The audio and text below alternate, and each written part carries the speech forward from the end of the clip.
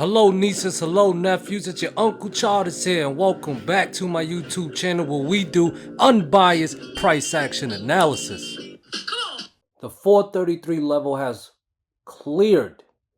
The 1-year trend line is based on the 433 level as well as the 23.6 fib level.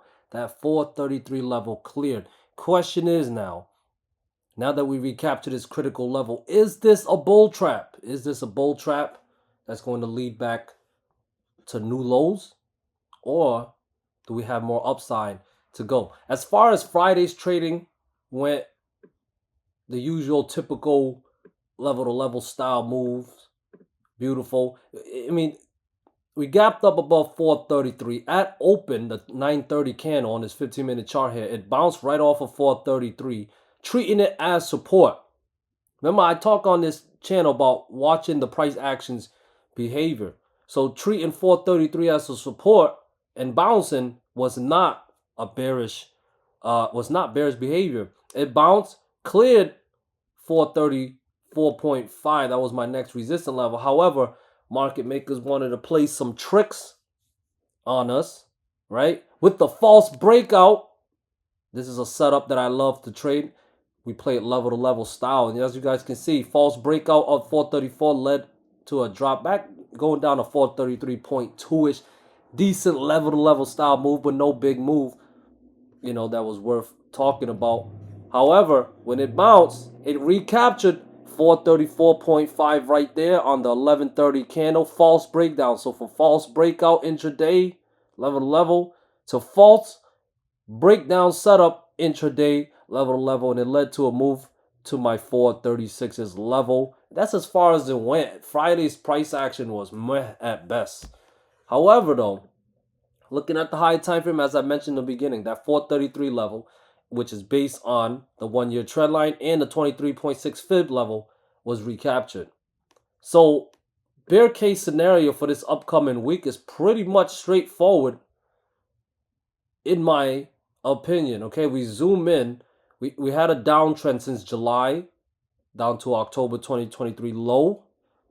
So that's what these yellow lines are for, my fib levels. 50% fib level was at 434.33. We got a close. We actually got a close above that.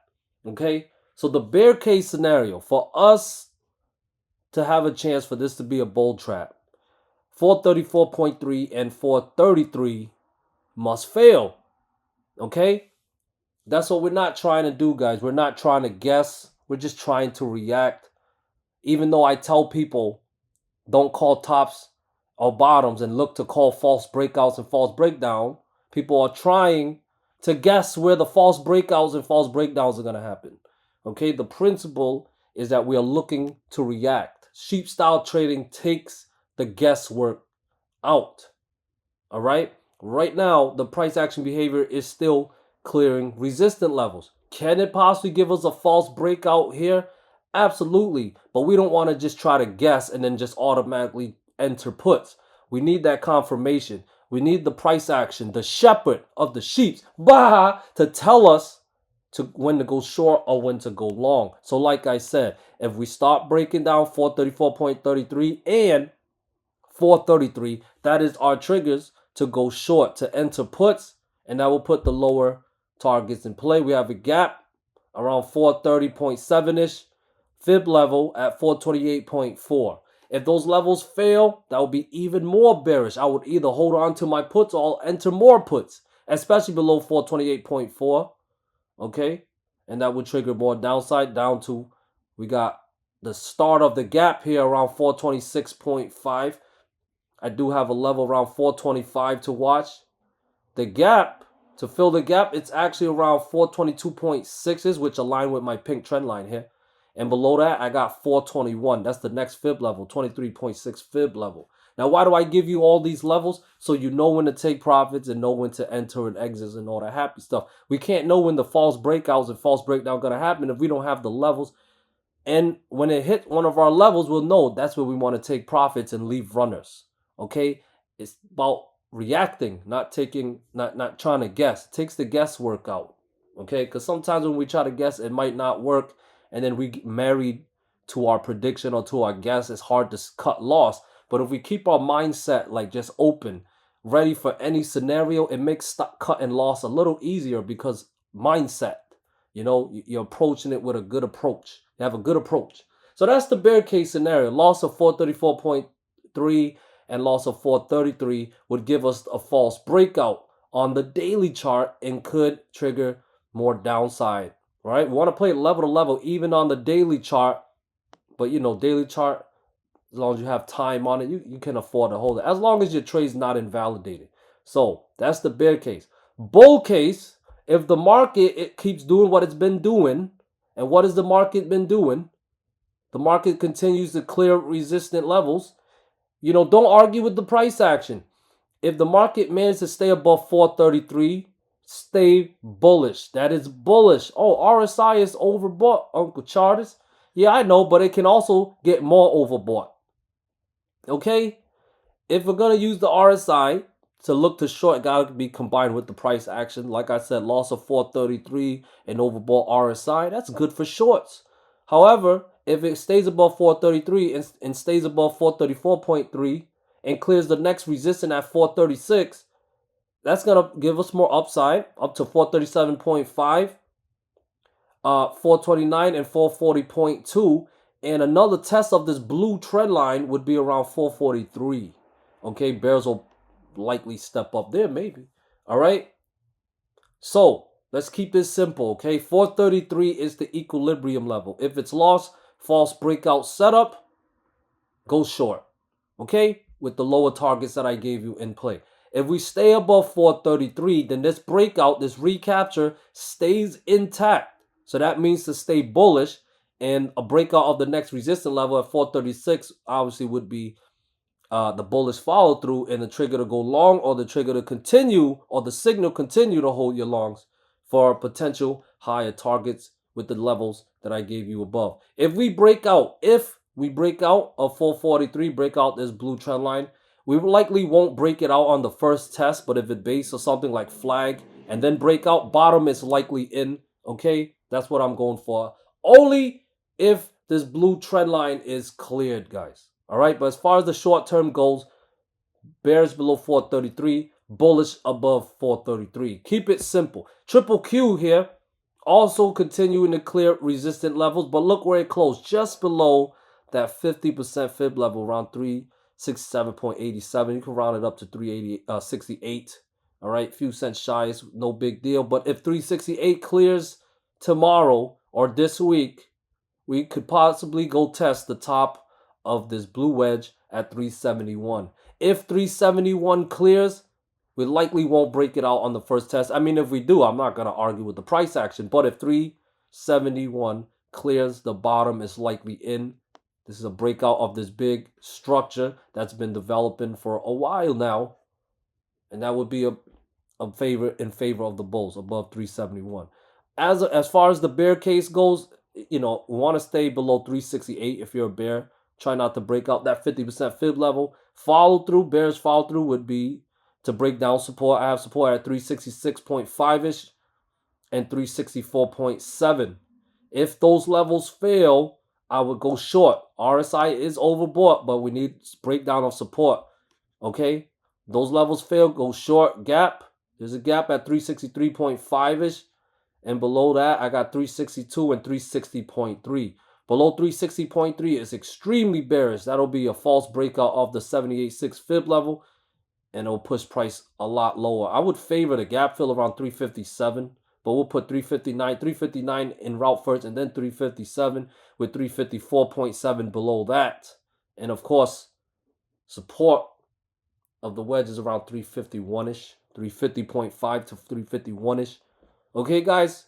Above 368, bullish. Above 371, bottom is likely in.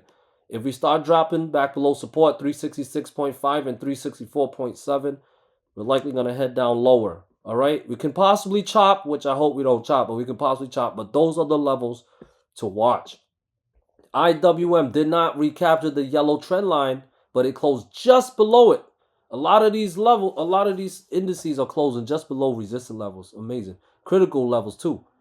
If 175 clears, we recapture this yellow trend line, put in 177 That's 177.2-ish.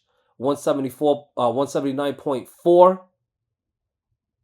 That 182 and 183 would be targets above, okay? If IWM drops back below 174, that's a bearish warning sign. Loss of 172 would be very bearish.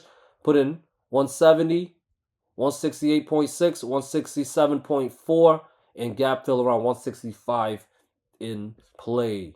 Tesla, we got a decent rejection. Very close. We didn't quite test it, but we got pretty close to testing it. The 1.236 fib level was at 226.8. I rounded to 227.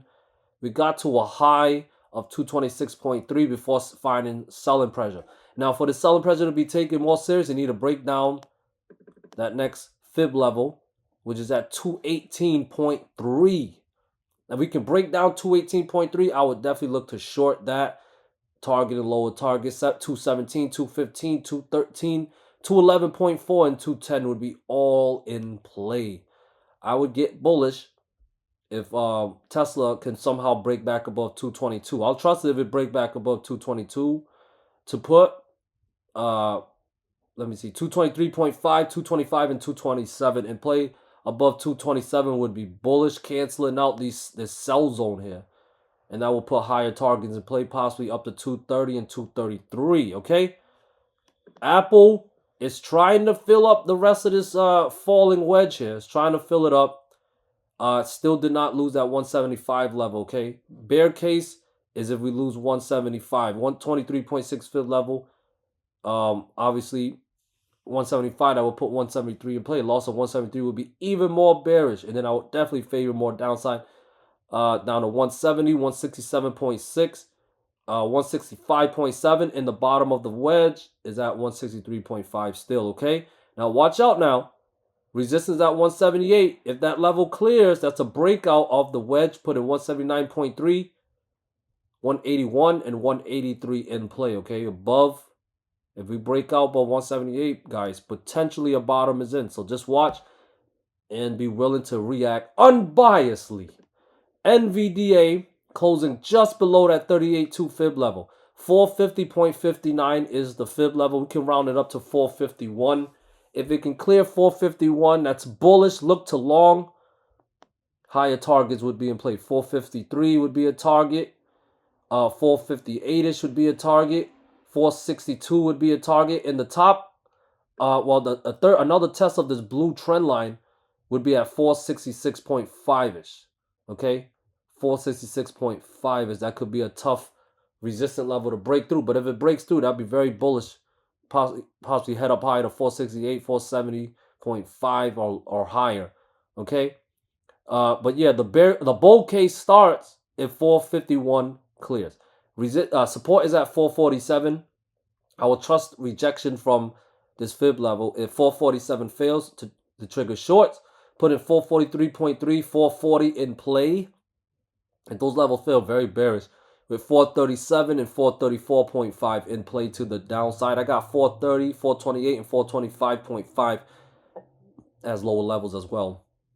I'm going to switch out GOOG and add Microsoft. Microsoft cleared my 38.2 fib level, 351.5. It managed to clear. So if Microsoft stays above 351.5 this week, that's bullish.